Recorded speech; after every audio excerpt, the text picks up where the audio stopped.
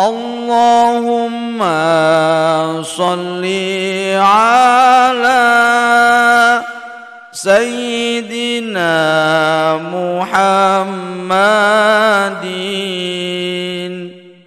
wa alihi wa sahbihi wa li jami'il muslimin.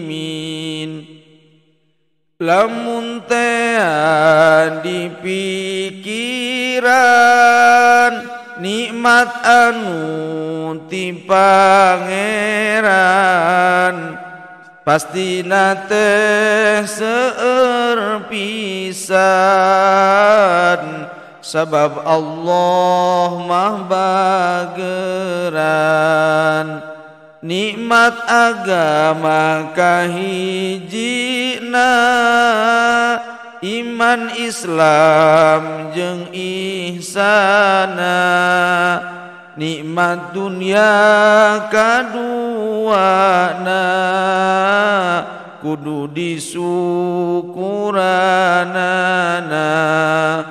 Allahumma sholli ala Sayyidina Muhammadin wa alihi wa sahbihi wa li jami'il muslimin. Lamun mampu disukuran pastina teh ditambahan sesuai janji pangeran nu aya dina Al-Qur'an. Syukur kulisana jalma ku ngucapkeun hamdalahna tawantahadus nikmatna ngawujudkeun tumarima. Allahumma sholli ala Sayyidina Muhammadin wa alihi wa sahbihi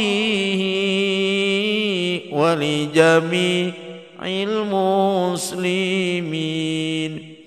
Wujud syukur ku hatena ngayakinkeun dirina kana sagala nikmatna kabeh ti Allah Ta'ala. Syukur ku anggota badan ibadahna tetelatan nu wajibna dilakonan nu sunatna dicumponan. Allahumma sholli ala Sayyidina Muhammadin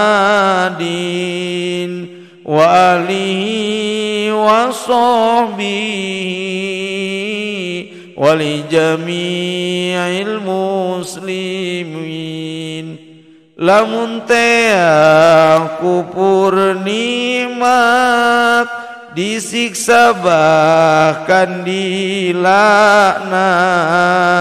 ripuh dunia jeung akhirat lamun henteu gancang tobat siksa kacida perihna mopohokeun nu merekna nyatana Allah Ta'ala Pangeran Maha Kawasa. Allahumma sholli ala Sayyidina Muhammadin